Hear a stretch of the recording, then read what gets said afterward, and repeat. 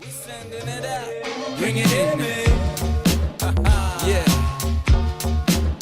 You coming home now, right? Please come home. Check it out. With me? You coming home with good boy and count bounds Please now. come home. Yeah. You understand what we got up and on the fast train. Express, conga line, to underline the last name. It seems we're behind it, we don't wanna start late. This adrenaline is meddling with the heart rate. Some of the list, well, it's unticked, they can't wait. Hey guys, welcome to another installment of ATH Coaching. Today we're going to be working on overheads, but not only just giving the overhead, but also receiving the overhead. We've got a great player here again to show us through the skill. Name is Shea McAleese. He's approaching 150 games for New Zealand. Hope you enjoy his coaching. Hey guys, Shea here, Blackstick's player. Today we're just going to be going over how to throw a proper overhead and also how to receive a good overhead. Hope you enjoy it. Okay guys, the first point for throwing a successful overhead is all about our ball position. Too many times when players are trying to throw an overhead, they get really close to the ball, which means that when you're coming through, your arms are too straight, so you don't actually get the power and probably the distance that you really want to get out of your overhead. So you need to have a good distance away from your feet. So you're kind of getting into a push position. So if I'm here, okay, I'm in that pushing position here. Ball's right at the front of my toe, okay, and then from there all I do is just rock my right hand back, try to sit it in the crest of my elbow, so then my stick's on the angle that it needs to be. Okay, the other couple of points for throwing a successful overhead are if I'm leaning back too far, so my right shoulder's dropped too far out, I'm going to get too far under the ball and the ball's going to fall off the back of my stick. So a couple of really good coaching points to see when you're doing it yourself.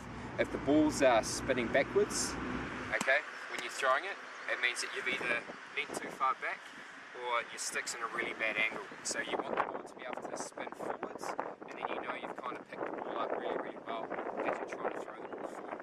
Okay, so what I mean by shoulder angle, so here is I'm just trying to dip this out a little bit, and then as soon as I get into a position where I feel comfortable to throw the overhead, I really try to drive myself forward and bring my right leg through the ball. Okay guys, just a couple of more points.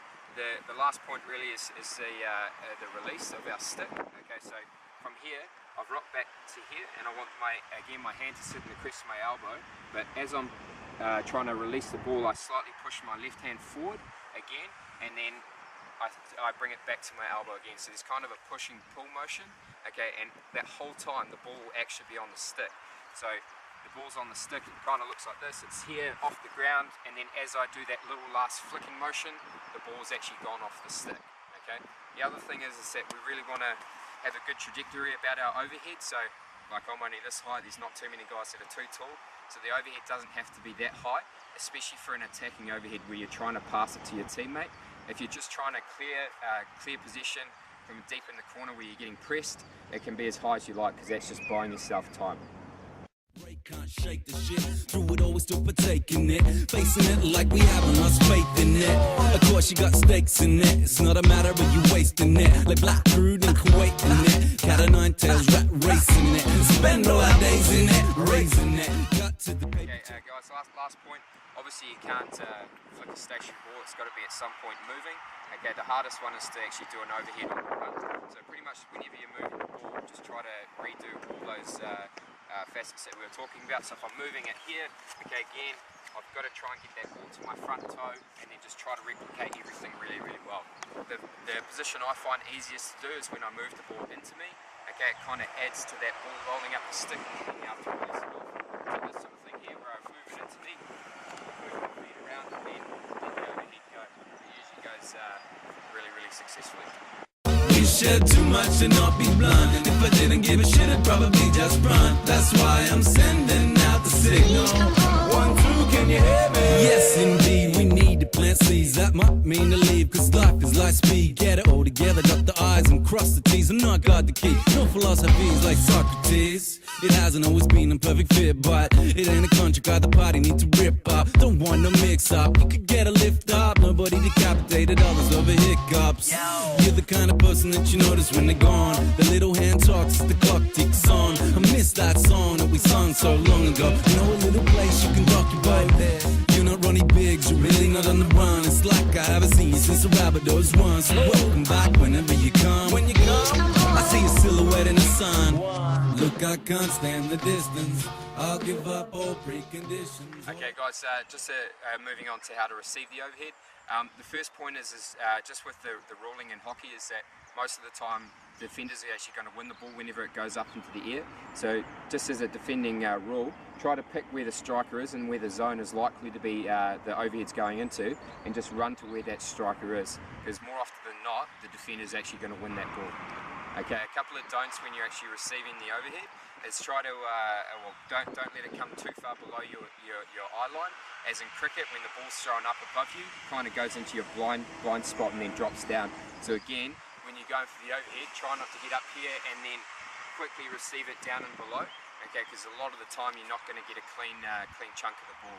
So we want to be receiving nice and up high, so then as I'm viewing the ball, it's coming down and connecting with my stick. So again, with receiving the overhead, with your right hand, you kind of only want to push your index finger out and leave your palm of the hand off. Okay, that gives you a position where you can get your hands fully out in front of you, whereas if I hold tight on with my right hand, I'm going to create an angle which I don't want, where the ball's going to tip off into.